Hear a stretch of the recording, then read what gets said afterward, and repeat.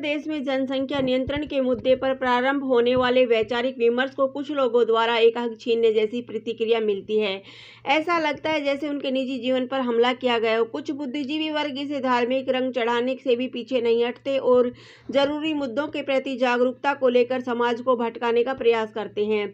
अब सबसे पहले यह जानते हैं कि अनियंत्रित जनसंख्या वृद्धि क्या होती है।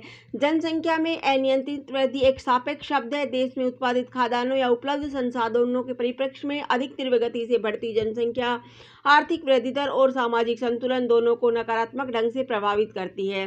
वस्तुतः स्वास्थ्य संबंधी प्रगति दर के कारण घटती मृत्यु दर और स्थायी जन्म दर इस विसंगति में मूल में स्थित है। यद्यपि मानव संसाधन किसी भी देश की प्रगति के लिए आवश्यक है, तथापि इसमें कमी या वृद्धि से उस देश का विकास प्रभावित हो जाता है। अतः एक आदर्श स्थिति के निर्माण हेतु इसमें संतुलन आवश्यक है। जनसंख्या की दृष्टि से भारत का विश्व में द्वितीय स्थान है एवं जनघनत्व के मामले में भी भारत काफी ऊपर है। भारत में जनसंख्या वृद्धि के कारण भूमि एवं अन्य संसाधनों पर काफी दबाव महसूस किया जाता रहा है। किसी भी देश की जनसंख्या को घटाने या बढ़ाने में मुख्यतः 3 कारक प्रमुख होते हैं: जन्म दर, मृत्यु दर तथा आवास प्रवास। जन्म दर अधिक एवं मृत्यु दर कम होने पर जनसंख्या में वृद्धि होती है एवं जन्म दर कम हो तथा मृत्यु दर अधिक हो तो जनसंख्या में कमी आती है। इसी प्रकार यदि दूसरे देशों से आने वालों की संख्या विदेश जाने वाले लोगों की संख्या में अधिक होगी तो जनसंख्या में वृद्धि होगी एवं विपरीत स्थिति में जनसंख्या में कमी आएगी। संयुक्त राष्ट्र की the world population report 2019 highlights नामक रिपोर्ट के अनुसार वर्ष 2027 तक चीन को पीछे छोड़ते हुए भारत दुनिया का सबसे ज्यादा आबादी वाला देश बन जाएगा। रिपोर्ट के अनुसार वर्ष 2050 तक भारत की कुल आबादी 1.64 बिलियन के आंकड़े को पार कर जाएगी एवं वैश्विक जनसंख्या में 2 बिलियन हो जाएगी। रिपोर्ट में यह भी रेखांकित किया गया है कि इस अवधि में भारत में युवाओं की बड़ी संख्या मौजूद होगी, लेकिन आवश्यक प्राकृतिक संसाधनों के अभाव में इतनी बड़ी आबादी की आधारभूत आवश्यकताओं जैसे भोजन, आश्रय, चिकित्सा और शिक्षा को पूरा करना भारत के लिए सबसे बड़ी चुनौती होगी। उच्च प्रजनन दर, बुजुर्गों की बढ़ती संख्या और बढ़ते प्रवासन को जनसंख्या वृद्धि के कुछ प्रमुख कारणों के रूप में बताया गया है। गौरतलब है कि भारत में जनसंख्या समान रूप से नहीं बढ़ रही है। नवीनतम राष्ट्रीय परिवार स्वास्थ्य परीक्षण के अनुसार संपत्ति तथा धन के आधार पर कुल प्रजनन दर में विभिन्नता देखने को मिलती है। यह सबसे निर्धन समूह में 3.2 बच्चे प्रति महिला, मध्य समूह में 2.5 बच्चे प्रति महिला तथा उच्च समूह में 1.5 बच्चे प्रति महिला। इससे पता चलता है कि समाज की आर्थिक रूप से कमजोर वर्गों में जनसंख्या वृद्धि अधिक देखने को मिलती है। जनसंख्या वृद्धि की वजह से गरीबी, भूख और कुपोषण की समस्या को प्रभावी ढंग से दूर करने और बेहतर स्वास्थ्य एवं गुणवत्तापूर्ण शिक्षा प्रदान करने में इससे सतत विकास लक्ष्य SDG 1, 2, 3 और 4 प्रतिकूल रूप से प्रभावित हो रहे हैं। जनसंख्या वृद्धि के कारण अर्थव्यवस्था पर प्रतिकूल प्रभाव पड़ता है। बेरोजगारी, पर्यावरण का अवनयन, आवासों की कमी, निम्न जीवन स्तर जैसी समस्याएं जुड़ी रहती है। भारत में गरीबी रेखा से नीचे जीवन यापन करने वाले लोगों की संख्या काफी अधिक है। यह गरीबी और अभाव अपराध, चोरी, भ्रष्टाचार, कालाबाजारी व तस्करी जैसी समस्याओं को जन्म देती है। पर्यावरण की दृष्टि से भी जनसंख्या वृद्धि हानिकारक है। बढ़ती आवश्यकताओं के कारण प्राकृतिक संसाधनों का अंधाधुंध दोहन किया जा रहा है, जिसके परिणाम विनाशकारी सिद्ध हो रही है। जनसंख्या वृद्धि को जल प्रदूषण, वायु प्रदूषण एवं मृदा प्रदूषण के लिए भी दोषी माना जा रहा है। जनसंख्या वृद्धि की प्रमुख चुनौतियां: स्थिर जनसंख्या वृद्धि के लक्ष्य को प्राप्त करने के लिए आवश्यक है कि सर्वप्रथम प्रजनन दर में कमी की जाए। यह बिहार, उत्तर प्रदेश, हरियाणा, मध्य प्रदेश, झारखंड और छत्तीसगढ़ जैसे राज्यों में काफी अधिक है, जो एक बड़ी चुनौती बनी हुई है। जीवन की गुणवत्ता: नागरिकों को न्यूनतम जीवन गुणवत्ता प्रदान करने के लिए शिक्षा और स्वास्थ्य प्रणाली के विकास पर निवेश करना होगा।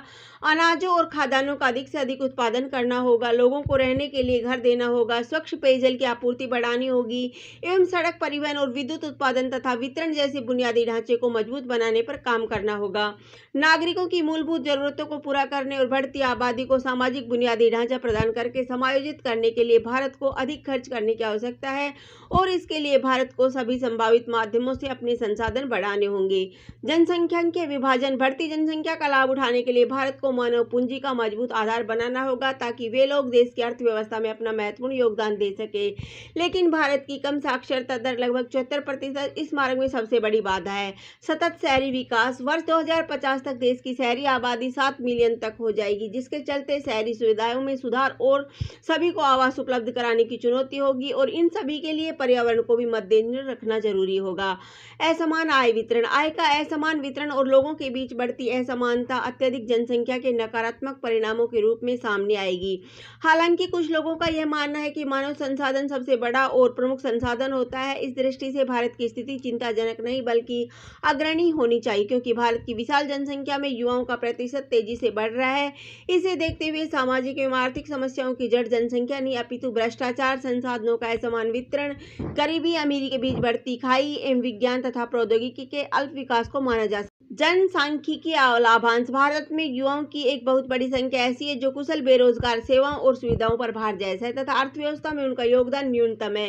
किसी भी देश के लिए उसकी युवा जनसंख्या जनसांख्यिकीय लाभांश होती है यदि वह कुशल, रोजगार युक्त और अर्थव्यवस्था में योगदान देने वाली है। हालांकि वर्तमान परिस्थितियों को देखते हुए यह कहा जा सकता है कि फिलहाल भारत अपनी तेजी से बढ़ती जनसंख्या को विकास की सीढ़ी नहीं बन पाया। इसलिए भारत को अभी जनसंख्या पर नियंत्रण करना बहुत जरूरी है। सरकार को जनसंख्या नियंत्रण के साथ साथ खाद्यान्न की सुनिश्चितता, कृषि को लाभकारी बनाना एवं कीमतों पर नियंत्रण जैसे उपाय करने की आवश्यकता है। वन और जल संसाधनों का उचित प्रबंधन किया जाना चाहिए। अमूर्त smart city, make in India और सतत विकास लक्ष्य जैसी योजनाएं निश्चित रूप से देश की सामाजिक आधारित संरचना को बढ़ाने में सहायता करेगी। जनसंख्या में कमी, अधिकतम समानता, बेहतर पोषण, सार्वभौमिक शिक्षा और स्वास्थ्य सुविधाओं जैसी सभी लक्ष्यों की प्राप्ति के लिए सरकार और मजबूत नागरिक सामाजिक संस्थाओं के बीच बेहतर सामंजस्य की आवश्यकता है। जनसंख्या समस्या समाधान का श्रेष्ठतम तरीका है कि स्वास्थ्य और शिक्षा संबंधी सुविधाओं के प्रसार और गुणवत्ता में तेजी लाई जाए। शिक्षा है न केवल महिलाओं को सशक्त बनाने के लिए बल्कि प्रजनन क्षमता में गिरावट हेतु भी बहुत महत्वपूर्ण है। बेहतर शिक्षित महिला परिवार नियोजन के संबंध में सही निर्णय ले सकेगी। जब तक महिलाएं कार्यबल का हिस्सा नहीं होंगी, कोई भी समाज प्रजनन दर में कमी नहीं ला सकता।